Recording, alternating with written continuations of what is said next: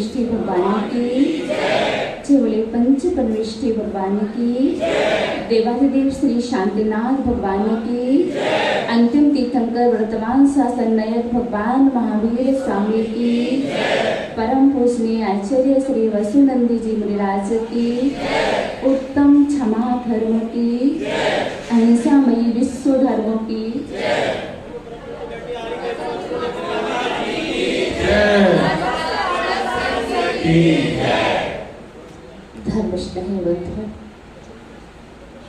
पर्वरास परवेशन पर्व प्रारंभ हो चुका है।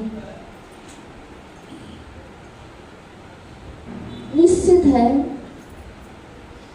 यह पर्व एक साल में 3 बार आता है, परंतु हम सब इसे भादो महीने में बहुत धूमधाम से बनाते हैं। मुझे लगता है बस उसके ही सादृश्य है।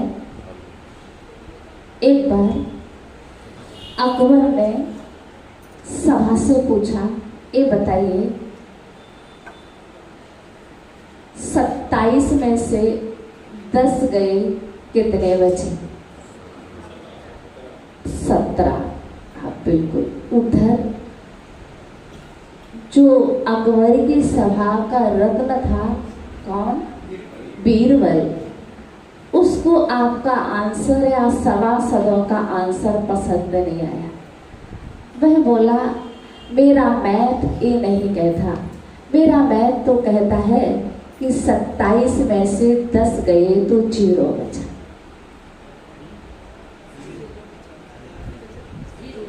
क्योंकि ये 10 दिन 10 नक्षत्र ही ऐसे होते हैं जिसमें किसान अपनी कृषि को कर करके उत्तम लाभ उत्तम धान्य को प्राप्त कर सकता है। यदि इन दिनों में आलसी रहा तो वह अपने जीवन में कुछ भी अर्जन नहीं कर सकता है। बात यह है कि भाद्रपद में ही इस पर्युषण पर्व को क्यों मनाया जाता है। देखिए, जब षष्ठम काल का अंतिम 7 सप्ताहों में कुवृष्टियां प्रारंभ हो जाती हैं। क्या होती है? कुवृष्टियां। 49 दिन तक कुवृष्टियां चलती हैं और फिर क्या होता है? सुवृष्टियां प्रारंभ होती हैं। 49 दिन तक वो भी चलती हैं। और जब 49 दिन कुवृष्टि चली तो पूरी पृथ्वी तहस नहस हो गई। सब कुछ पूरी सृष्टि तहस नहस हो गई और वहां पर अनेक संख्यात त्रयंश और 72 जोड़े युगल उठा करके देवताओं ने और कई युगलों को उठा करके विजयार्थ पर्वत पर छिपा करके रखा था। उनके लिए हानि ना पहुंचे, उनके लिए कष्ट ना पहुंचे, इस उद्देश्य को लेकर के। और जैसे ही जब 49 दिन की सुवृष्टियां पूर्ण हुई तो आज क्या शुक्ल, वैसे पंचमी से पर्युषण पर्व स्टार्ट होते हैं, परंतु कभी तिथि घट बढ़ जाती है तो चौथ से प्रारंभ हो जाते हैं। इस कारण से इस भाद्रपद को वहां से लोग निकल करके आए और उस उत्साह में उन्होंने पर्युषण पर्व मनाया। तब से पर्युषण पर्व मनाना प्रारंभ हुआ। यद्यपि पर्युषण पर्व कितने बार आता है? 3 बार आता है। 2 बार तो पता ही नहीं चलता है कब आया और कब निकल गया, पर इस माहिर का पता चलता है। तो आपको ध्यान रखना है कि पर्व हमारे लिए धर्म वस्तु क्या है। धर्म वस्तु क्या है? तो जो हमारे लिए जगा दे, झकझोर दे, जो पाप से उठा करके उत्तम स्थान पर रख दे, उसका नाम क्या है? धर्म है। आप कभी विचार कीजिएगा, कभी चिंतन कीजिएगा, रावण के कितने मुख थे? वह मुख किसके थे? अन्याय, अनीति, अत्याचार। जब रावण के 10 मुख हो सकते हैं तो क्या राम के 10 मुख नहीं हो सकते? नीति, न्याय, सज्जनता, विनम्रता। ये मान के चलिएगा धर्म क्या है? एक पुष्प है। धर्म क्या है? एक पुष्प है, उत्तम, क्षमा, मार्दव, आर्दव, सत्य, सोच आदि। ये सब क्या है? कलियां हैं। कलियां किस पर आएंगी? पुष्प पर आएंगी। जैसे हम कह दें धर्म में क्या है? हार है, और क्षमा, मार्दव, आर्जव आदि क्या है? मड़ियां हैं। मड़ियां हैं। बिना मड़ियों के हार शोभायमान नहीं होता। तो आपको समझना है कि क्षमा 10 धर्म, यद्यपि सभी धर्मों का न सबकी धारा एक है, सबका लक्षण एक है, बस कहने के तरीके हैं। तो हमें समझना है आज हमारा पर्व राज पर्युषण पर्व प्रारंभ हो गया है, और निश्चित रूप से यह पर्व हमारे लिए कुछ सिखाने के लिए आया है। और तो क्या, यह पर्व हमारे लिए दसैया चैली बनाने को आया है। आज हमें खुशी है, प्रसन्नता है। हमने संकेत किया, बहुत सारे लोग बैठे, मुझे लगता है 25 से भी 15 से भी ज्यादा पुरुष वर्ग है ना? मुझे लगता है ऐसी बात नहीं है। आप सब, हम सब की जो आत्मा है एक जैसी है, उसमें कोई भी अंतर नहीं है। बस अंतर उसका स्वभाव, उसका नेचर, चाहे सिद्धों की आत्मा हो, चाहे अरहतों की हो, चाहे हम सबकी आत्मा हो, आत्मा के लक्षण में कोई भी अंतर नहीं है। आत्मा सबकी एक है। बस कंडीशन ये है, उन्होंने अपनी आत्मा से कर्म कालिमा को निकाल दिया है, उनकी आत्मा शुद्ध हो गई है, और हमारी आत्मा अभी शुद्ध नहीं हुई है, अशुद्ध आत्मा है। अब विचार कीजिएगा, आपकी अशुद्ध आत्मा क्यों है? अशुद्ध बनाने वाला कौन है? अशुद्ध बनाने वाली है हमारी कसाएं। कौन है? कसाएं। आज बात कसाएं है। और आज हम विधान में बैठ करके, पूजा में बैठ करके क्या होता है? कसायों की मंदता के लिए हम भगवान की पूजा, आराधना, उपासना करते हैं। हमेशा हमारे लिए कसायों का उदय चलता है कि नहीं चलता है? एक समय भी ऐसा नहीं रहता है कि कसाय ना हो। कसाय रहती हैं। ऐसे जब पर्युषण पर्व आते हैं तो हम क्या करते हैं? उत्तम क्षमा को अंगीकार करने की कोशिश करते हैं। ये हमारी आत्मा का स्वभाव है। जब हम विभाव में जाते हैं, क्रोध करना क्या है? आत्मा का विभाव है, और उस क्रोध के अंदर हम बहुत लंबे समय तक नहीं रह सकते। जबकि हम क्षमा के अंदर पूरी लाइफ बिता सकते हैं। पर हम आपसे पूछें कि आप क्रोध कितने समय तक कर सकते हो? मुश्किल से कितना भी क्रोधी होगा, अंतर मुहूर्त से ज्यादा वह क्रोध कर ही नहीं सकता। नियम से अपने स्वभाव में आएगा, विभाव में कोई जीव नहीं सकता। तो आपको ध्यान रखना है, क्रोध विभाव है, और क्रोध आता हमें क्यों है? जब तक कहते हैं ना, पंडित दौलतराम जी ने कहा है, बिन जानन के दोष गुणन के कैसे तजिए कैसे कहिए। जब तक हम दोषों को जानेंगे नहीं, तब तक उनका परित्याग नहीं कर सकते हैं। क्रोध क्या है? एक वम है।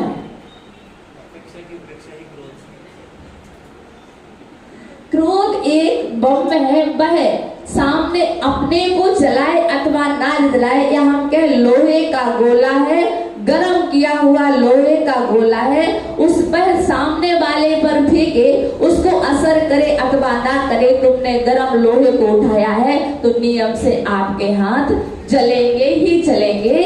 आप क्रोध करेंगे तो आपकी आत्मा का कर्षण, आपकी आत्मा का बिगाड़ तो होगा ही होगा। सामने वाला हो सकता है समता से बर्दाश्त कर ले। आखिरकार हमें ये समझना होगा कि हमें क्रोध आता क्यों है। क्रोध आने की वजह क्या है? क्रोध आने का कारण क्या है? तो हम तो ये कह दें, जब भी हमारे इच्छाओं की पूर्ति नहीं होती है तो क्रोध दौड़ करके आता है। धार्मिकता के अनुसार नहीं, हमारे मन की इच्छा की पूर्ति होनी चाहिए। हमारी इच्छा की पूर्ति हो गई तो मतलब क्रोध नहीं आएगा, और इच्छा की पूर्ति नहीं हुई तो क्रोध आना ही आना है। जैसे कि आपकी इच्छा थी, क्या इच्छा थी? कुछ भी ले सकते हैं। काम बोला और काम नहीं हुआ। हाँ, आपकी इच्छा थी, ठंडी गर्मी का मौसम है, एक गिलास ठंडा पानी कोई ला कर दे दे, और उसने हो सकता है पहली बार ठंडा गरम ला के नहीं दिया, ठंडा नहीं ला के दिया, दोबारा आपने कहा थोड़ा और आपका पावर बढ़ा, तीसरी बार कहा और बढ़ा, चौथी बार कहा, तो फिर क्या वो आपका क्रोध है जो सातवें आसमान पर पहुंच गया और उस गिलास को आपने जमीन से, मतलब हुआ क्या? क्यों क्रोध आया? क्रोध आने की वजह क्या थी? आपकी इच्छा की पूर्ति ना होना। दूसरा क्रोध क्यों आता है? ध्यान रखना, जब हमारा स्वास्थ्य ठीक नहीं होता है, डॉक्टर्स कहते हैं जिसके लिए टाइफाइड हो जाए वो व्यक्ति चिड़चिड़ा हो जाता है, चिड़चिड़ा हो जाता है, और तो क्या होता है, तो वह क्या चिड़चिड़ाता है और क्रोध करता है। तो इस अस्वस्थ व्यक्ति, इसलिए कहा जाता है पहला सुख है निरोगी काया। हमें अपने स्वास्थ्य को स्वस्थ रखना चाहिए, और ध्यान रखना क्रोध करने से कितना बड़ा लॉस है। क्रोध, एक क्षण के क्रोध से 15,000 श्वेत कणिकाएं रक्त कणिका में परिवर्तित हो जाती है। देखिए, आपके ब्लड से जाना जा सकता है आप किस गति की तैयारी कर रहे हैं। आपका ब्लड जमीन पर आकर के गिर गया और वह काला पड़ गया। कैसा हो गया? काला पड़ गया, जम गया, तो समझ लीजिएगा कहाँ की तैयारी है? नीचे। और यदि आपका आपका ब्लड उससे थोड़ा सा कम हुआ, त्रयंश गति, और उससे थोड़ा और कम हुआ मनुष्य गति, और उससे कम हुआ देव गति, तो कहने का मेरा प्रयोजन है, आप जानते हैं तीर्थंकर भगवान का ब्लड कैसा होता है? सफेद होता है। जिस व्यक्ति का रक्त जितना काला होगा, जितना गहरा गाढ़ा होगा, उतना बड़ा क्रोधी। और जिसके उसमें क्या होता है, एक क्षण के क्रोध में, मैंने क्या कहा, 15,000 श्वेत कणिकाएं रक्त कणिका में परिवर्तित हो जाती है। इसलिए क्रोध हमारे लिए हानिकारक तो है ही, और सामने वाले के लिए भी वह हानिकारक हो सकता है। विचार कीजिएगा, वह दीपैन मुनि जो कि 6वें गुण स्थानवर्ती थे, कौन से गुण स्थानवर्ती थे? 6वें गुण स्थानवर्ती से थे, तभी उन्हें अशुभ तेजस निकला, और एक क्षण के क्रोध में स्वयं का विनाश हुआ तो हुआ, पूरी द्वारिकापुरी नष्ट हो गई, सिर्फ 2 ही बचेंगे। क्या वजह थी? एक क्षण का क्रोध। हमेशा ध्यान रखना, क्रोध अच्छा नहीं होता। क्रोध करने से कोई लाभ, बेनिफिट हमें कुछ नहीं है। तो हमारे लिए ध्यान रखना है सबसे ज्यादा कि हमारा स्वास्थ्य बिगड़ रहा है तो उसका सुधार करें, जिससे आपको क्रोध ना आए। अगली बात है, क्रोध आने की और भी वजह है हमारा भोजन और मौसम की प्रतिकूलता। जैसे कि हमारा भोजन में हम क्या खाते हैं? मिर्च खाते हैं या तामसिक भोजन करते हैं। जितना तामसिक भोजन करने वाला व्यक्ति क्रूर होगा, उतना शाकाहार करने वाला व्यक्ति के अंदर क्रूरता आ ही नहीं सकती है। तो हमारे अंदर क्रोध को भरने वाला कौन है? क्रोध को लाने वाला कौन है? वह तामसिक भोजन। ये प्याज भी तामसिक भोजन के तहत ही आती है, अंतर्गत ही आती है। भोजन प्यास को भी तामसिक में लिया है। तो हम जितना सोचें अपने आप को कंट्रोल करने के लिए, कई लोग पूछते हैं माता जी मेरा क्रोध कंट्रोल करने के तरीके क्या हैं, मुझे गुस्सा बहुत आता है। हम उनसे कहना चाहेंगे, यदि आपको क्रोध पर कंट्रोल करना है, कुछ नहीं कीजिएगा, एक गिलास पानी पी लीजिए, अथवा हम आपकी बात का 5 मिनट बाद जवाब देते हैं। जब आप पर सामने वाला गुस्सा कर रहा है तत्काल जवाब नहीं देना, अथवा जिस क्षेत्र पर आपको क्रोध आ रहा है उस कमरे को चेंज कर लीजिएगा तो आपका क्रोध रुक जाएगा। और आप चाहें क्रोध को रोकने के लिए तो आप पीले वस्त्रों को धारण करें। और तो क्या, अक्सर क्या होता है, सोना कैसा होता है, गर्म होता है, और वही मूंगे के साथ पहन लो और माला करने बैठ जाओ। करेला और नीमचा, मूंगा का नेचर कैसा है, गरम, और सोने का नेचर कैसा है। तो यदि आपको अपने क्रोध को कंट्रोल में करना है, क्रोध को काबू में करना है, तो आपको बताना चाहते हैं कि आप पीले वस्त्र पहने। पीले वस्त्र शांति का प्रतीक है, पीत लेशा का प्रतीक है, पीली माला पर सोने की नहीं, धागे की, क्योंकि सोने का जो नेचर है वह कैसा है, गरम है। चांदी की माला करेंगे चल जाएगा, आप क्या है उसकी माला करेंगे, किसकी, मोती की। मोती कहाँ पाया जाता है, समुद्र में, है ना। और मोती का नेचर, पानी कैसा होता है, ठंडा।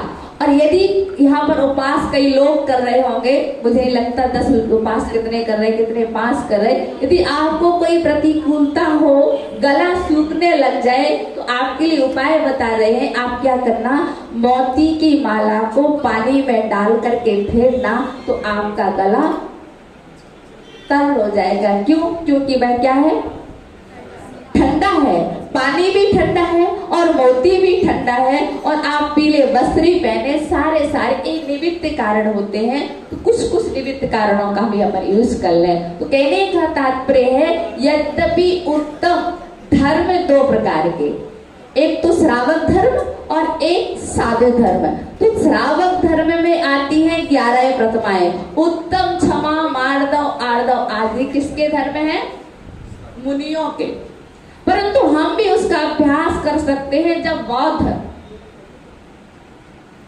बौद्ध पिछली पर्याय में भैंसे की पर्याय में था, तो भैंसे की पर्याय में था तो क्या हुआ, एक बंदर आया और उस भैंसे के ऊपर कहीं उसकी पीठ पर चढ़े तो कहीं उसके कान पर चढ़े, बंदर तो वैसे भी चंचल होते हैं, कहीं उसकी पूंछ पर चढ़े, पर वो बेचारा भैंसा एकदम शांत परिणामों से खड़ा है, बैठा है, कुछ भी नहीं बोल रहा है। तो वहां से एक महान देवता निकला, वह बोलता है, मुझे देख करके आश्चर्य लगता है आपको कि आप तो इतने बलवान हैं, इतने शक्तिवान हैं, और आप इस बंदर की उद्दंडता को क्यों बर्दाश्त कर रहे हैं।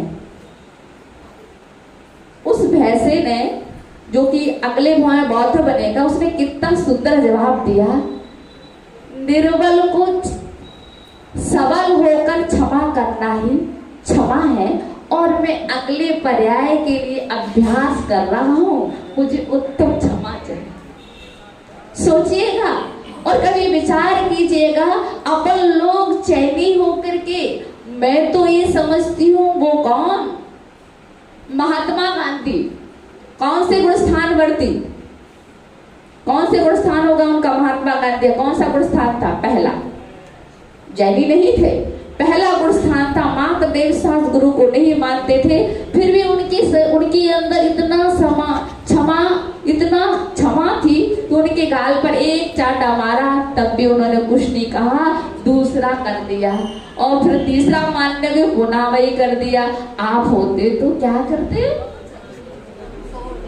आप तो चौथे स्थान वर्ती है ना, अनंतानुबंदी के पास इतनी क्षमा हो सकती है, तो क्या हम क्षमा को अंगीकार नहीं कर सकते हैं। हमेशा ध्यान रखना, देखिएगा, हमें गुस्सा कब आता है, जब हम शब्दों की गहराइयों पर नहीं पहुंचते, जब हम शब्दों के रहस्यों को नहीं समझते, जब हम प्रयोजन अभिप्राय को नहीं समझते, तो हमारा गुस्सा आ जाता है। एक बार क्या हुआ कि एक श्रावक के साथ दिगंबर मुनिराज जा रहे थे, और जैसे ही वो चले जा रहे थे कि रास्ते में कुछ मिथ्या दृष्टि लोगों का एरिया पढ़ा तो उनको देख करके, नग्न अवस्था देख करके उन्होंने बोलना शुरू किया।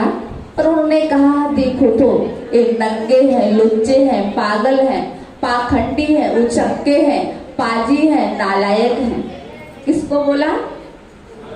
दिगंबर मुनिदास को बोला। अब कौन बर्दाश्त कर ले? वह श्रावक को इतना तेज गुस्सा आया कि मेरे महाराज से, मेरे स्वामी से, मेरे गुरु से तुमने ऐसा बोला। वह तुरंत लड़ने को तैयार हुआ। महाराज ने उसको रोका, भद्र शांत हो जा, शांत हो जा, मेरी बात को सुन। उन्होंने कोई भी गलती नहीं की, उन्होंने कोई भी मिथ्या भाषण नहीं किया, पर तुझे इतना क्रोध क्यों आ रहा है? उन्होंने जो भी कहा सच ही तो कहा। उन्होंने क्या कहा? नंगा लुच्चा कहा। तो बता ये सच नहीं है? मेरे तन पर वस्त्र है क्या? मैं नंगा हूं ना? तो नंगा कह दिया, इससे बुरा मानने वाली क्या बात है? और मैं केसों को लौटता हूं इसलिए तो लुच्चा हूं। और यदि उन्होंने पागल कहा तो इसमें भी कोई दिक्कत नहीं। मैं रोज साधना करता हूं, क्या करता हूं? मैं पापों को गलाता हूं, इसलिए मैं क्या हूं? पागल हूं। महाराज उसने आपको पाखंडी भी तो कहा। मैं अपनी तपस्या के माध्यम से पापों को खंडे खंडे करता हूँ, इसलिए मैं क्या हूँ? पाखंडी हूँ। और फिर उसने कहा महाराज जी आपको उसने उचक्का भी कहा। कैसा पागल है? कुंद कुंद स्वामी जो कलिकाल सर्वज्ञ कहे जाते हैं, मैं उनके कुल का हूँ, उच्च कुल का हूँ, इसलिए मैं उचक्का हूँ। तो फिर उन्होंने कहा आपको पाजी भी कहा। अरे मैं इसीलिए तो निकला हूँ, कर्मों पर विजय प्राप्त करने निकला, इसलिए मैं क्या हूँ? पाजी हूँ। फिर उन्होंने कहा कि नालायक भी कहा आपसे। अरे क्या कैसी बात करता है? मैं तुम सबके बीच में, इस संसार के बीच में, इस दो रंगी दुनिया के बीच में, इस दो रंगी दुनिया के बीच में रहने लायक नहीं हूँ, इसलिए मैं क्या हूँ? नालायक हूँ। तो आप शब्दों के रहस्यों को समझेंगे, शब्दों के अर्थ पर जाएंगे, तो मुझे लगता है कभी भी आपको आवेग नहीं आएगा, कभी भी आपको क्रोध नहीं आएगा। तो आपको चाहिए कि आप अपने क्रोध पर थोड़ा सा प्रयास करें। ऐसा नहीं, इम्पॉसिबल कुछ नहीं है। आप समझते हैं कि माता जी पॉसिबिलिटी नहीं है, सब कुछ पॉसिबिलिटी है, सब कुछ हो सकता है, कोई इम्पॉसिबल नहीं है। तो आपको चाहिए कि आप अपने क्रोध को काबू में रखें। और निश्चित है क्रोध को काबू में रखने के लिए कुछ नहीं करना है, जैसे आपकी आत्मा का स्वभाव है आपको उसमें ही पहुंचना है। जब व्यक्ति स्वभाव में होता है ना, तो उसके लिए फिर क्रोध तो क्षणिक अवस्था है। और ये सोचो, एक छोटा सा दृष्टांत, एक मालिन थी तो क्या हुआ? वो फूलों की सैया लगाती थी। राजा उस पर रोज लेटता था। लेटने के उपरांत एक दिन उसने सोचा मैं भी तो इस फूलों की सैया पर लेटूं, और वह लेट गई। इतने में राजा आया, और राजा जैसी आया तो उसने पूछा तुम इस पर कैसे लेटी हो? गुस्से में बोला उसने। तो जितना वो गुस्सा करता उतना ही वह हंसती, जितना वह गुस्सा करता उतना ही वह हंसती। तो उस राजा ने कहा मुझे समझ में नहीं आ रहा है कि आप क्यों हंस रही हैं, आपके हंसने की वजह क्या है, मैं तो समझ भी नहीं पा रहा हूँ। उसने कहा देखिए राजा कि हम आपकी सैया पर लेटे और तो मुझे इतने हंटर खाना पड़े। आप तो इस सैया पर रोज लेटते हैं, तो आपके ऊपर कितने हंटर पड़ेंगे, मैं यह सोच करके हंस रही थी। तो ध्यान रखना हमेशा हमारे लिए कि हमें क्षमा, अक्सर क्या होता है हम क्षमा बाड़ी के दिन क्षमा मांगते हैं, पर परवराज पर्युषण पर्व क्षमा से शुरू होता है और क्षमा बाड़ी पर खत्म होता है।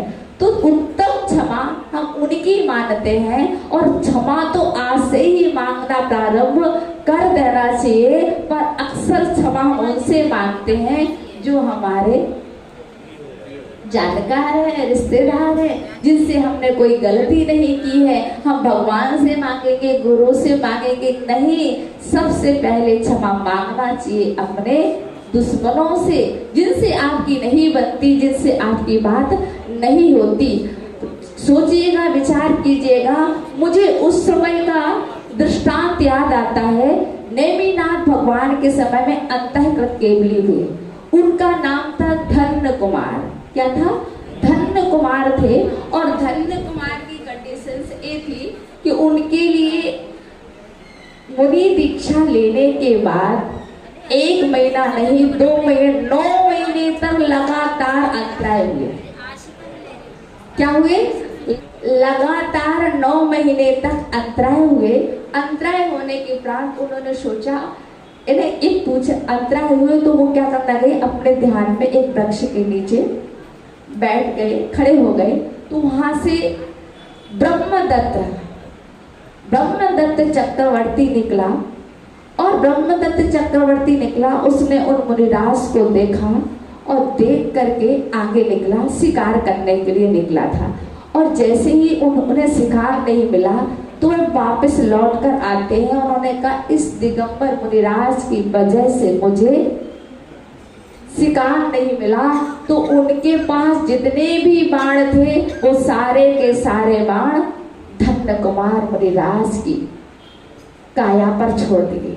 उनका शरीर जर्जर पहले से था, 9 महीने से आहार नहीं हुआ था और उनका पूरा जर्जर शरीर हो गया बिल्कुल। इसके उपरांत भी उनके अंदर में किसी भी प्रकार का क्रोध नहीं था, कुछ नहीं था। इतना उत्तम क्षमा थी, उसी से में उन्होंने केवल ज्ञान प्राप्त किया और मुक्ति को प्राप्त कर लिया। अंतर इतना रहा, वह क्रोध करने वाला ब्रह्मदत्त चक्रवर्ती 7वीं पृथ्वी में गया और धन्य कुमार मुनिराज 8वीं पृथ्वी में गए। समझ गए ना?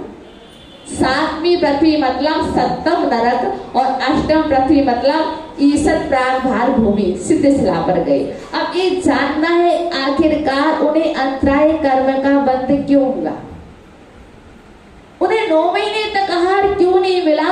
जब वह राज्य अवस्था में थे तब वह राजा थे और राजा होने के नाते वो बहुत कठोर थे, बहुत अति दृढ़ थे। अनुशासक नहीं कहेंगे उनके लिए, अति दृढ़ थे। उनका रूल्स था, जब तक कार्य चलेगा तब तक बैलों को भी पानी नहीं दिया जाएगा। जब तक नौकर चाकर काम कर रहे हैं तब तक एक भी पानी की बूंद उनके अंदर नहीं जाएगी। चाहे वह छोटे छोटे बच्चे भी क्यों ना हो, उनके लिए दूध नहीं दिया जाएगा। यह अंतराय कर्म उनके लिए बधा और मुनि अवस्था में उदय में आया। तो हम आपको ये भी संकेत करना चाहते हैं, कभी कभार क्या होता है, हम अपने क्रोध के आवेग में अंतराय कर्म को भी बांध लेते हैं। तो अपन को चाहिए, वो धन्य कुमार मुनिराज थे, उनका धन्य कुमार नाम था, उन्होंने अपने नाम को सार्थक कर लिया। तो अपन सभी को भी चाहिए कि अपन को ऐसा कुछ करना है। हमने मनुष्य पर्याय को प्राप्त किया है, मनुष्य पर्याय को प्राप्त किया है। पता नहीं यह मनुष्य पर्याय हमारी ऐसी ना चली जाए, क्योंकि हर गति में कसायों का रेला है। ऐसी कोई भी गति नहीं है जहां पर कसाय ना हो। हर गति में, और तो क्या, मनुष्य गति में सबसे ज्यादा मान की अधिकता है, पर क्रोध का भी अभाव नहीं है। कहा जाता है कोई व्यक्ति ज्यादा क्रोध करता है ना, तो क्या भैया तुम नरक से निकल करके आए हो अथवा नरक जाने की तैयारी कर रहे हो। क्योंकि लड़ते कौन है? नारकी लड़ता है। मनुष्यों का लड़ने में नंबर नहीं आता। मनुष्य इतने नहीं लड़ते जितने की नारकी लड़ते हैं। तो अपन को क्या करना चाहिए, अपने आप पर थोड़ा सा कंट्रोल करना अत्यधिक आवश्यक है। यदि हम कंट्रोल नहीं करेंगे तो हमें उस नरक से कोई बचा नहीं सकता। हमारे हम कितना भी पूजा पाठ कर लें, ध्यान रखना पूजा पाठ तभी सार्थक होगी यदि हम आपसे पूछें कि आप पूजा पाठ क्यों करते हैं, क्यों करते हैं? हाँ, मेरे कहने से करते हैं, और बहुत अच्छी बात है। आप सच्चे सम्यक दृष्टियों की मेरे कहने से करते हैं, कोई दिक्कत नहीं। हम आपसे कहेंगे, आप मेरे से कहने से करते हैं, खूब करिएगा। परंतु उसका मेन उद्देश्य क्या होता है? हमारी कसायों की मंदिरता हो जाए। क्या होता है अक्सर कि यहाँ से हम बहुत पूजा पाठ करके जाते हैं और घर में वही थाली धर्म चक्र जैसी चला देते हैं। बाहुबली ने तो, भरत ने तो एक बार चलाया था और इस पर्युषण पर्व में तो रोज थालियां चलती होंगी। तो हमारे कहने का प्रयोजन है कि आप यहाँ जा करके, यहाँ से यदि आज आपने पूजा पाठ की है तो बाहर जाके आपको क्रोध नहीं करना चाहिए। मैं आपको बता दूं, नई पीढ़ी आगे क्यों नहीं आगे आ रही है, इसकी वजह एक ही है कि आप यहाँ बहुत पूजा पाठ करते हैं, बहुत 2-2 घंटे तक भगवान को सुहा सुहा करते हैं, चढ़ाते रहते हैं। बाहर जा करके वापस पूरा वो आप आवेग में आ जाते हैं। तो नई पीढ़ी कहती है, मुझे तो जाना ही नहीं है, मेरे परिणाम कलुषित तो नहीं है, मैं क्रोध तो नहीं करता हूँ, मैं किसी का बुरा तो नहीं सोचता हूँ, मैं तो अपने घर में ही भला हूँ। यदि आपको देख करके वे धर्म से ना हटे, हम इसलिए आपसे कह रहे, भले आप एक पूजा कम कर लेना चलेगा, परंतु आप जितने भी पूजा करें, जितने घंटे पूजा करें, उतने घंटे ही कसाय ना करें। तो मुझे सब तसल्ली रहेगी कि आज मैंने 2 घंटे पूजा की, मैं 2 घंटे कसाय नहीं करूंगा, क्रोध नहीं करूंगा, तब भी मैं समझती हूँ आपकी पूजा करना सार्थक हो जाएगी। आपका पर्व राज पर्युषण पर्व मनाना सार्थक हो जाएगा, क्योंकि हर साल आता है और हम मना लेते हैं, पूजा कर लेते हैं, परंतु हमारे हृदय का परिवर्तन नहीं होता है। हमें इस बार अपने हृदय का परिवर्तन करना है, अपनी कसायों को मंद करना है। हमारी कसाएं मंद हो गई तो मुझे लगता है हमारी आत्मा का कल्याण हो गया। और भी हम आपको एक और दिशा निर्देश देना चाहते हैं कि जो सुबह का ध्यान होगा वह भी आपके लिए पुण्य संचय में और कर्म क्षय में विशेष निमित्त बनेगा। वहाँ पर कोई चर्चा नहीं कर सकता, वहाँ पर कोई वार्तालाप नहीं कर सकता, यहाँ तो मना करने पर भी चलता रहेगा, वहाँ पर कुछ नहीं हो सकता। असंख्यात गुणे कर्मों की निर्जरा आपकी प्रति समय होगी। जो लोग ध्यान करना चाहते हैं, 5:25 पर ध्यान स्टार्ट होगा और 6 बजे तक ध्यान का लास्ट हो जाएगा। तो आप जो भी ध्यान करना चाहते वो समय से उपस्थित हो, जिससे आपकी कसाएं शांत होंगे, आपके परिणामों में निर्मलता आएगी, आपके भाव विशुद्ध होंगे, और तो क्या आपका असाता कर्म टलेगा और आपका साता कर्म उदय में आएगा। और मैं समझती हूँ आपका पर्व राज पर्युषण बनाना सार्थक हो जाएगा। आपका समय हो चुका है, तो आपसे यही कहना चाहते हैं, आज के दिन बस आप सब क्या करें, उत्तम क्षमा को अंगीकार करें। और उत्तम क्षमा हमारे लिए किससे करना है? अपने से छोटों से लेकर के बड़ों तक, कि बस मेरे परिणाम शांत हो जाए। क्योंकि कहा जाता है, नरस्या वर्णम रूपम, रूपस्या वर्णम गुणम, गुणस्या वर्णम ज्ञानम, ज्ञानस्या वर्णम क्षमा। मनुष्य का रूप क्या है? मनुष्य का, हाँ, मनुष्य का गुण क्या है? मनुष्य नरस्या वर्णा रूप, मनुष्य का रूप क्या है? मनुष्य का आभूषण क्या है? रूप है। और रूप का आभूषण क्या है? गुण है। और गुण का आभूषण क्या है?